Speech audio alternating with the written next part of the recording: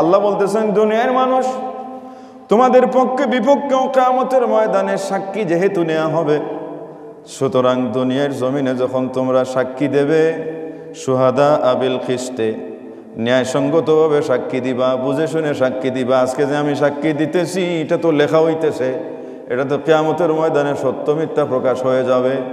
যে জমিনে দাঁড়াইয়া সাক্ষী দিতেছি এই জমিনও তো সাক্ষী দেবে।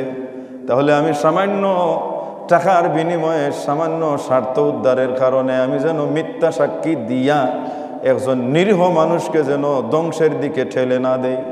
বেশিরভাগ দেখা যায় যে অন্যায়ভাবে বিচারের রায় দেয়া হয়, অন্যায়ভাবে একজন নিরীহ মানুষকে দোষী সাব্যস্ত করা হয়, অথচ এই কাজের সাথে সে মুঠেই জড়িত না।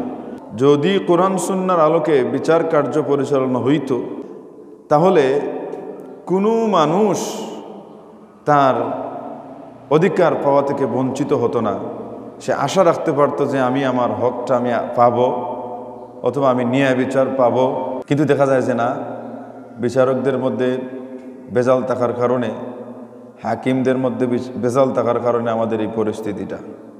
আল্লাহ বলেন, ইয়া আইয়ুহাল্লাযীনা আমানু কুনু কাওয়ামিনা লিল্লাহি শুহাদাআ বিল কিসত ওয়ালা ইয়াজরিমান্নাকুম শানাআনু কওমিন আলা আল্লা তা'দিলু।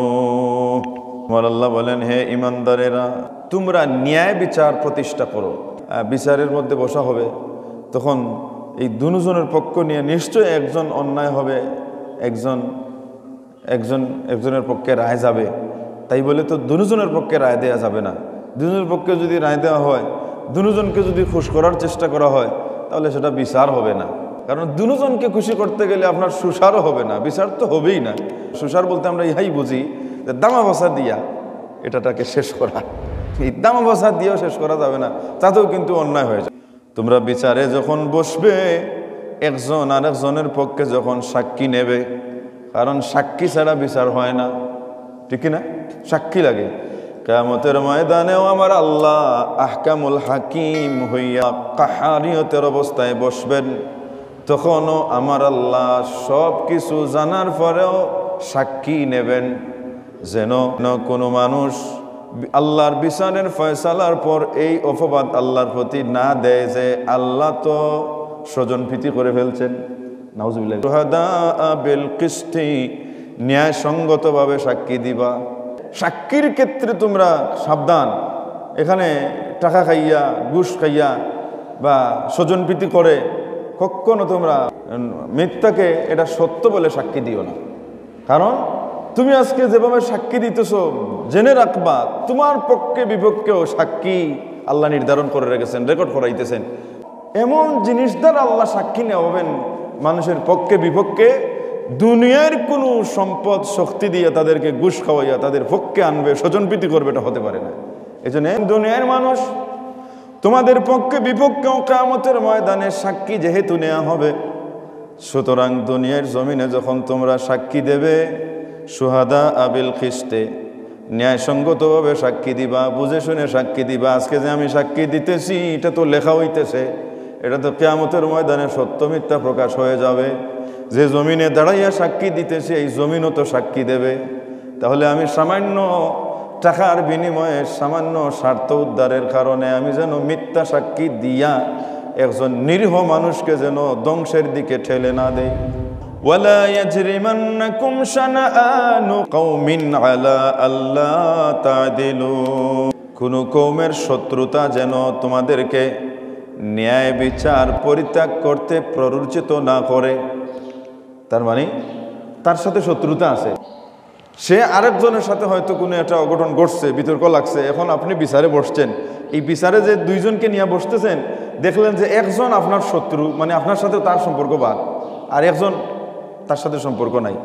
এখন এই বিচারের উভয়ের জবানবন্দি শোনার পরে আপনি দেখতেছেন যে মানুষটার সাথে আপনার শত্রুতা সে কিন্তু ন্যায়, আর যার সাথে শত্রুতা নেই কি সে কিন্তু অন্যায়। কিন্তু আপনি আপনার শত্রুতার কারণে যদি তাকে অন্যায় বানান আপনি বিচারক হইয়া, তাহলে আপনি কিন্তু সত্যিকারের বিচারক নন, আপনি নাফরমান। কিয়ামতের ময়দানে আল্লাহর কাছে জবাব দিতে হবে। বিচারক হয়ে বসবা, তখন তার সাথে শত্রুতা বা বন্ধুত্ব ভুলে যাব, যে সেটা আমার আর তার ব্যাপার। এখন যেটা এসেছে সেটা যে অর্থাৎ যুক্তিতর্কের আলোকে, উভয়ের জবানবন্দির আলোকে যে ন্যায় হবে তাকে নিয়েই বলবে, যে অন্যায় হবে তাকে অন্যায় বলবে। ফয়সালাটা এরকম দিতে হবে, কারণ এটা হচ্ছে আন্দারের ইমানের দাবি। এজন্য আমার আল্লাহ বলেন, শোনো, তোমাদের পূর্ব শত্রুতা যদি থাকে, তাহলে এই শত্রুতারা যেন একজন দুইজন মানুষের মধ্যে ন্যায় বিচার করতে বাধা সৃষ্টি না হয়। শত্রুতারাকে পিছনে ফেলে সত্যিকারভাবে হক বিচার করবে। আল্লাহ আবার বলতেছেন, এই দিলু, তোমরা ন্যায় বিচার করো, হুয়া আকরাবু লিত্তাকওয়া, আর এটাই হলো আল্লাহর নৈকট্য লাভের অন্যতম মাধ্যম। একজন বিচারক যদি ন্যায় বিচার করে, তাহলে ন্যায় বিচার করে সে আল্লাহর নৈকট্য লাভ করতে পারে, আল্লাহর মায়ার হতে পারে। আর যদি অন্যায় বিচার করে, তাহলে এই মানুষটা কি হবে? আল্লাহর নাফরমান হবে, আল্লাহর লানত তার প্রতি পতিত হবে। নাউজুবিল্লাহি মিন যালিক।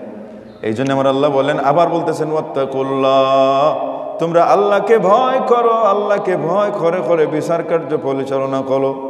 জানিয়ে রাখো, ইন্নাল্লাহা খাবীরুম বিমা তা'মালুন, নিশ্চয় আল্লাহ খবর রাখেন তোমরা যে আমল করো। তোমরা ন্যায় বিচার করছো না অন্যায় বিচার করতেছো, সত্যিকারের রায় দিতেছো নাকি ঘুষ খাইয়া রায় দিতেছো, এটা সব বিষয় সম্পর্কে আল্লাহ খবর রাখেন। সুবহানাল্লাহ।